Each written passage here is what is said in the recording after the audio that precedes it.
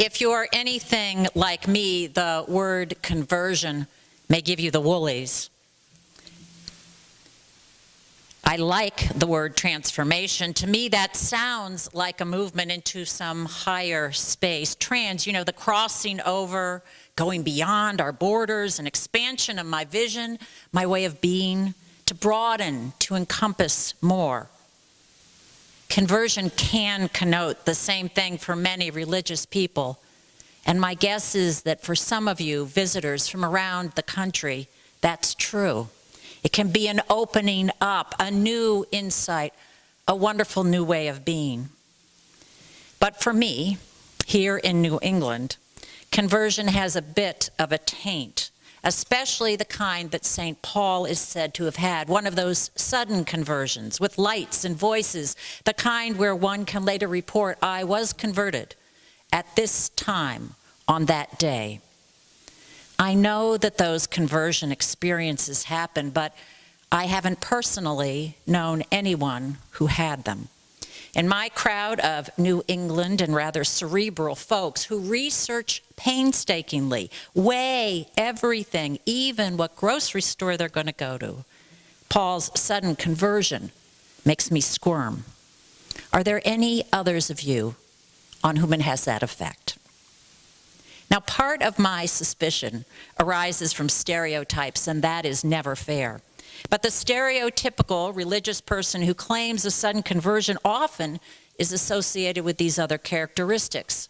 Someone so fervent about their own conversion that they aggressively try to convert others too. Someone so convinced of their bright and shiny new way of understanding reality that it is far, far superior to anything you might think, that they relentlessly badger you to convert you lest you rot in hell. And these are not simply stereotypes. They reflect our world today too often. The New York Times reported this week how Nigeria's Boko Haram recruits some girls and women they capture to be suicide bombers, teaching them that all non-believers, in their particular way, deserve death, just as it seems Saul seemed to have thought. Boko Haram's conversion course, we're learning, uses tactics that are always used by cults: food deprivation and the promise of immediate heaven. The list goes on. Even in our own country, there is violence to body and soul born of steely certainty by some religious folk. They shun their children, they disrupt funerals, they burn others' holy books. Within Christianity itself, the Times reported this week, the competition between 3 Christian sects over a site in Jerusalem, the site where they believe that Jesus was buried. His tomb, his very tomb, is the site of rival monks and priests from 3 different groups coming to blows. It's heartbreaking. These competitions over our religious differences. At least Jesus is no longer in that tomb, because if he were, I think those unloving acts ostensibly in his name would have made him roll over in the grave. So this becomes our critical question, doesn't it? When faced with the story of Paul's conversion that we're grappling with today, does the notion of conversion, a change from one way of thinking to another, necessarily beget competitive, overbearing, even violent urgency by the converted followers, at least when it comes to religion? Our member Bill Wilson told me this week about a friend in New York City who has reached that horrifying conclusion. After 9/11, she, who had been a devout Christian, swore off all religion, not because she blamed God for allowing that tragedy to occur, but because she concluded that religions and the conflicts among them are the cause of most violence in the world. Here at King's Chapel, we stand 4 square against that. A change in religious thinking need not, should not result in that intolerance. For us in the late 1700s, after the American Revolution, when we considered a new way of Unitarian thought, we made clear our desire to welcome a breadth of understanding, Trinitarians as well as Unitarians, not just one way of being. We made as our cornerstone our commitment to human reason, to each individual's freedom of conscience in search of truth, in the spirit of Jesus. That's what has sustained us since. No creeds that all must believe before finding a home here. Now add to those hesitations that I had about this passage the following. The man converted in our text today, Saul, who later became known as Paul, is quoted regularly in America today to support condemnation and repression. Paul, after this Damascus Road conversion, is said to have authored words that required slaves to obey their masters, women to remain silent in church, declares celibates morally superior to those who enjoy sex, and gays and lesbians abominations. For all these reasons, it's hard, very hard, to assume that there really is good news in today's story of Paul's conversion.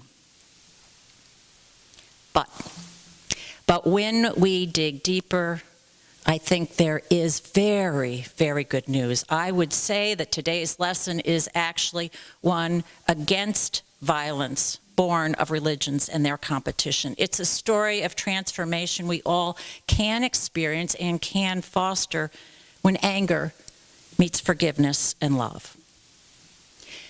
First, this key point. Recent scholarship has raised many questions about which writings in the Bible attributed to Paul really were written by him, and which were written later by those using his name.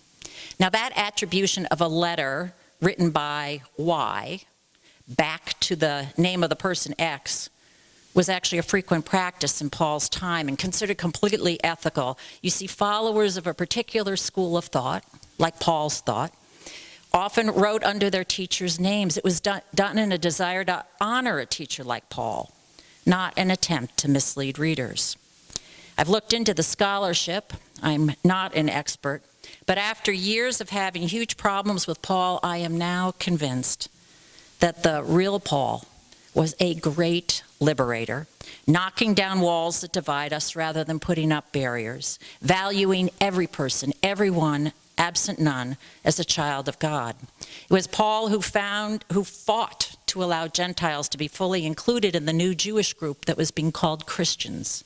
Paul wouldn't allow Peter and James to keep it an exclusive club solely for circumcised Jews. It was Paul who spoke vehemently against the rich excluding the poor. It was he who described Jesus' followers as all one, without distinction, neither Greek nor Jew, male nor female, slave nor free.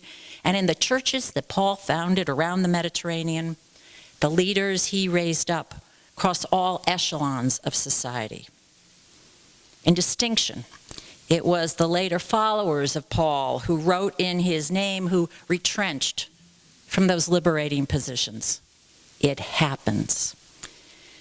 It might have happened after Paul had been killed, or maybe because they were afraid and began cutting back on Paul's radical teachings, wanting to fit more in, accommodating the powers that be, perhaps in an effort to survive.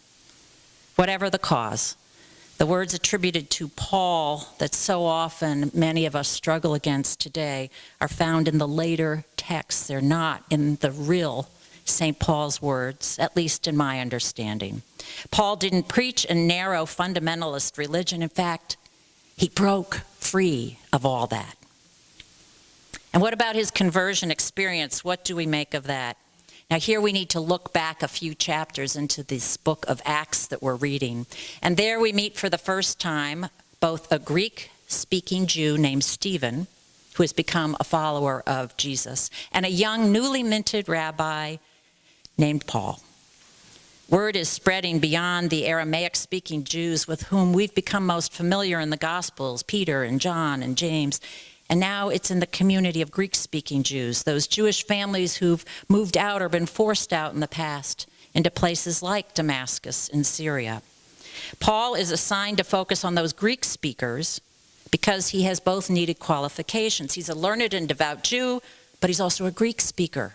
He was raised in Tarsus, in what is now Turkey, and Tarsus is a thriving crossroads between East and West.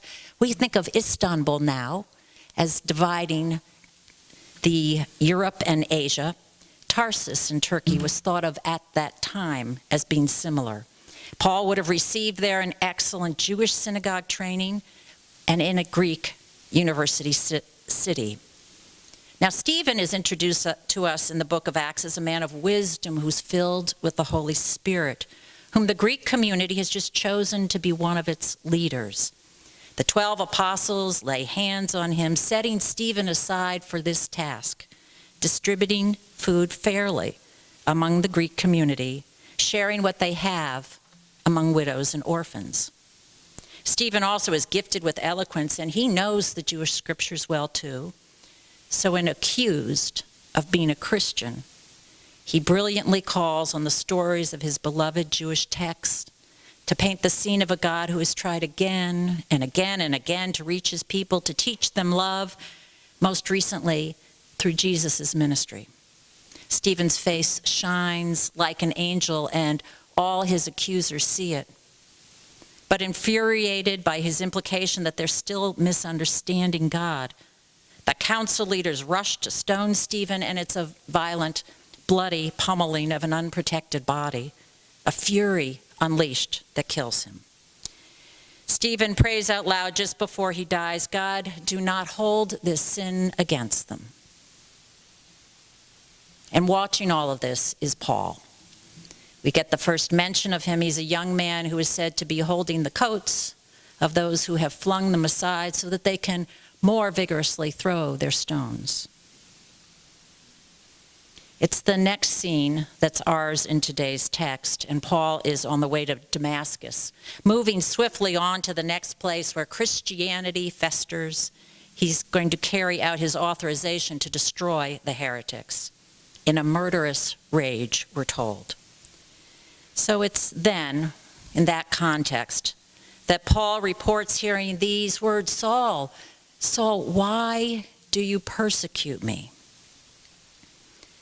Paul's words of conversion, the one that he says jolted him out of his old path, could have been anything. He could have heard, "Saul, Saul, where are you going in life?"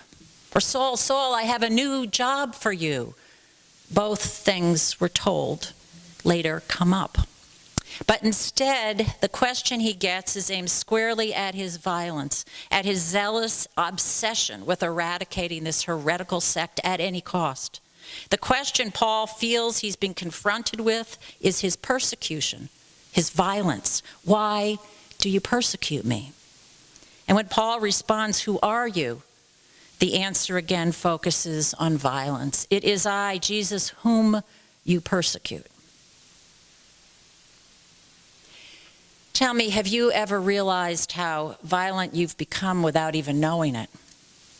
I don't mean stoning people or killing them, not necessarily physical violence, but have you ever noticed, wow, I'm raising my voice pretty often when the kids get cranky, when my spouse forgets something we need, when an elder can't hear me and makes me repeat it?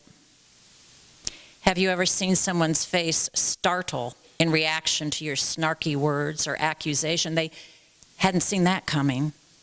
Or notice that the conversation eviscerating political candidates with whom you passionately disagree seems as if they are inhuman, not just their policies.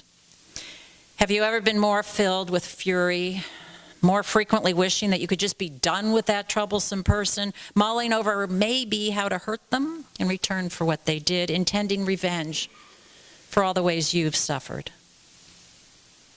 Anger is, of course, real, and it is justified in the face of injustice. Anger can stoke our resolve, energize us to change ourselves or the world. In this service, in fact, we regularly read Psalms of rage, in which the people call out to God with refreshing honesty, blaming God, furious over God's betrayal or absence. But it's one thing to berate God. God can take it. It's another thing to berate an employee or life partner or child or elder. I know anger has to be expressed. Denied, it pushes down inside us into depression or erupts outside us with unintended consequences. For me, it feels like lava from a volcano, destroying all the life in its path. But we are in trouble when anger becomes us. Then we do need to hear a voice, need to see the light. Paul, your anger and violence are consuming you. You've become a persecutor. It's your identity now, the way Ananias knows you. It's drowning out the person you really are and can be. I've heard a voice like that myself. For me, the voice that called out was a mentor, one of my bosses when I was in my 30s, telling me with some compassion that my anger too often snapped out of control. He offered suggestions of ways to handle the stress, thoughts about what I might say when I felt overwhelmed, too busy to meet others' needs. For a while, I did mind my P's and Q's a bit better, at least in public, and I prayed for help and I talked to friends. But I didn't really seek out the full help I needed until years later. To this day, my deepest regrets are the violence I did with my words and my short temper to too many, including my beloved family. No guns, no physical violence, but angry words leave wounds as painful later as shrapnel embedded in the body. For me, the voice that called out was a human one, but in retrospect, it sounded an awful lot like God, I would think. Truth-telling, coming from one who trusted that I could do better, who believed in me, who wanted my healing and wholeness, and doesn't God often speak through others? When I later finally was brought to my knees, as Saul was, when I finally was stopped in my tracks amidst all my busy rushing about, as Saul was, then I finally began my conversion. Not from one religion to another, but from one way of living and understanding my life called by God into another. Getting help for the anger and sadness that consumed me, slowly digging down to uncover its genesis. With Paul, his conversion seems suspiciously sudden, a life change just turning on a dime, but one commentator has said it's not that surprising if you think of it this way. Psychologically, such an about-face is credible because people's intensity of resistance tends to rise when they fear that what they're resisting is perhaps valid. You see, I think Paul was intensely resisting what the Christian Jew Stephen had been saying. Because Paul, that well-educated teacher of the Torah, knew the God of steadfast love of whom Stephen spoke, as well as the jealous God who demanded right worship. Paul, the religious master of texts, knew the God of Exodus and exile who had always welcomed home his recalcitrant people with a forgiveness of which Stephen spoke. Paul, the learned rabbi, knew the God of compassion, the message of the prophets, always calling us to care for widows and orphans, the very duties Stephen had fulfilled.